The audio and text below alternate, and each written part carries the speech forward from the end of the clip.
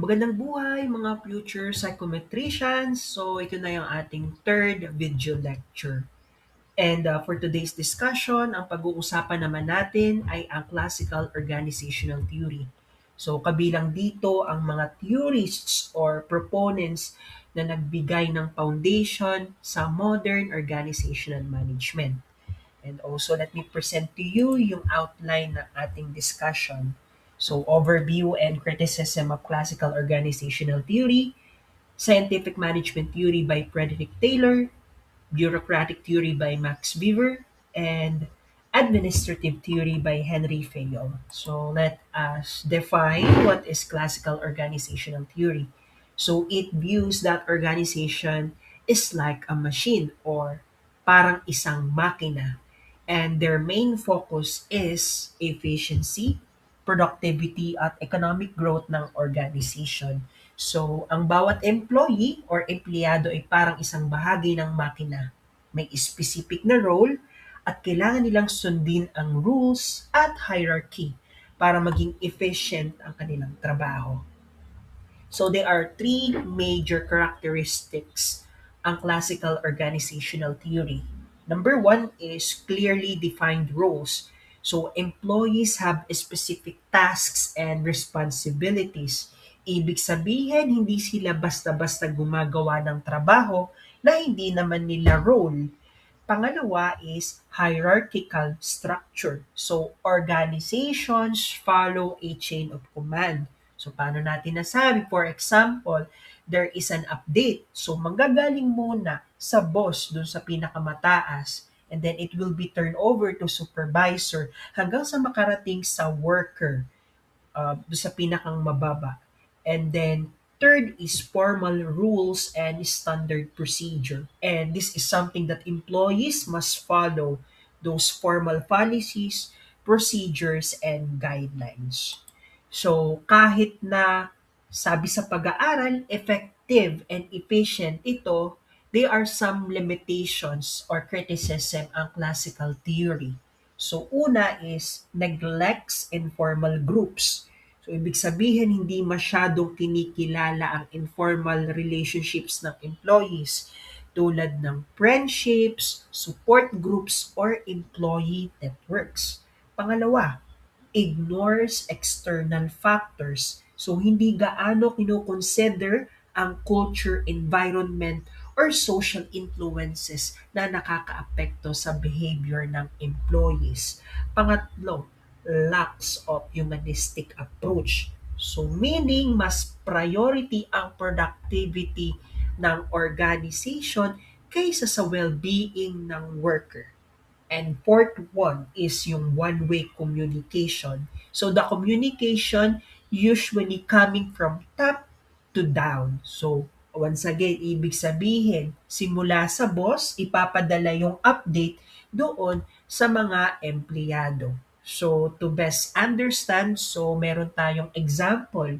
So halimbawa sa isang factory, so meron tayong manager o yung boss, sila yung nagde-decide ng workflow. And then, may mga supervisor. So, yung mga supervisor, sila yung nagbabantay or nagmo-monitor sa workers. And yung mga workers, sila yung gagawa ng specific task. Halimbawa, kung kayo ay nag-a-assemble ng products. And take note, hindi sila pwedeng magpalit-palit ng trabaho basta-basta dahil bawat role ay specialized. So, dadako na tayo sa types under classical organizational theory. So, let's start with the first uh, theorist. So, yan, scientific management by Frederick Taylor. So, Taylor believed that there is one best way to perform a task, and this can be identified through scientific methods such as time and motion studies. So his approach focuses on improving efficiency through scientific selection, training, standardization of work process. So, sinasabi ni Taylor na may pinaka-efficient na paraan para gawin ang isang trabaho. So kapag nahanap ang tamang paraan na iyon, excuse me, lahat ng workers dapat sundin iyon para mas maging productive ang organization. So may mga principles ang scientific management. So they use science instead of guesswork.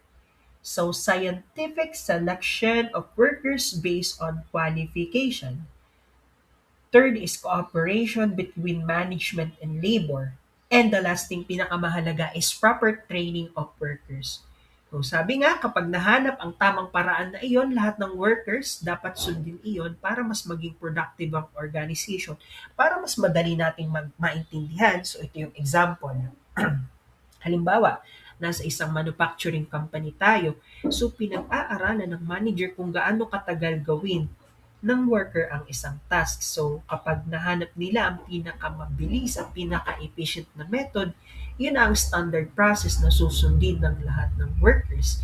So, kagaya ng ating mga pinag-aralan nung nakaraan, so, nandoon yung ergonomics, nandoon yung proper workplace designing, yung bawat posisyon ng mga gamit, upuan, kung paano nakaselect yung mga empleyado sa task. So, yun yung makakatulong para maging organize ang kanilang trabaho and maging efficient yung kanilang product. So we are going with the next one, which is bureaucratic theory by Max Weber. So this theory emphasizes rules, hierarchy, and formal procedures in organizations. So in bureaucratic organizations, they are clear structures, division of labor, and standardized operating procedures to ensure consistency and control. So they are key terms in bureaucratic theory. So nandun ang division of labor, hierarchy, delegation of authority, and span of control. So sa bureaucratic theory, ang organization ay parang system na may malinaw na rules at policy. So dapat lahat ng empleyado ay susunod sa standard procedure para maiwasan ang error at risks. So para mas maintindihan natin, so sa ating government agency, when we are requesting to approve a document, so madami yung pagdaraan ng series of steps. So step 1, merong verification. Pangalawa, kailangan pa ng supervisor approval. And pangatlo, kailangan pa ng department approval. Yes, medyo mahaba ang proseso at napaka-hassle. Pero in purpose na ginagawa ito upang maiwasan ng errors and corruption.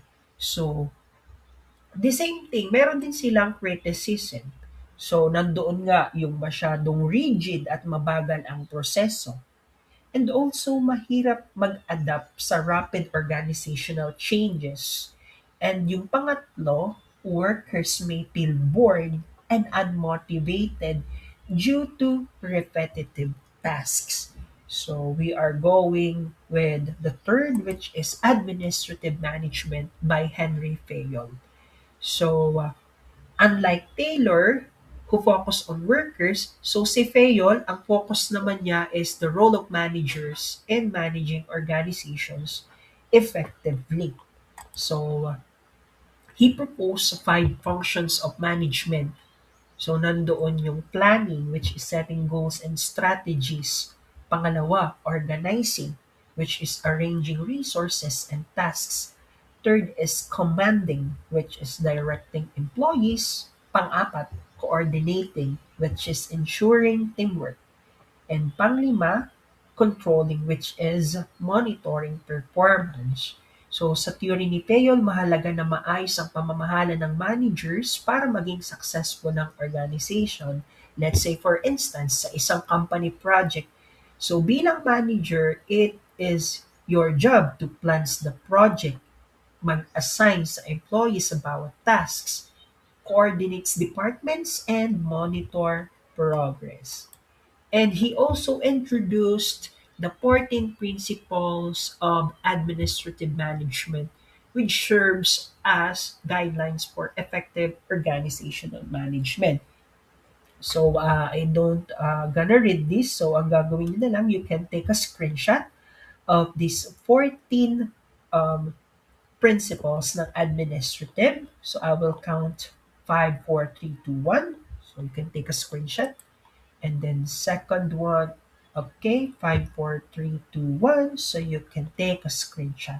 And then ang i-highlight lang natin dito is print the corpse. So baka lumabas siya sa board exam. So pag sinabing sprint the corpse, this is sense of belonging within the organization. Ito yung teamwork.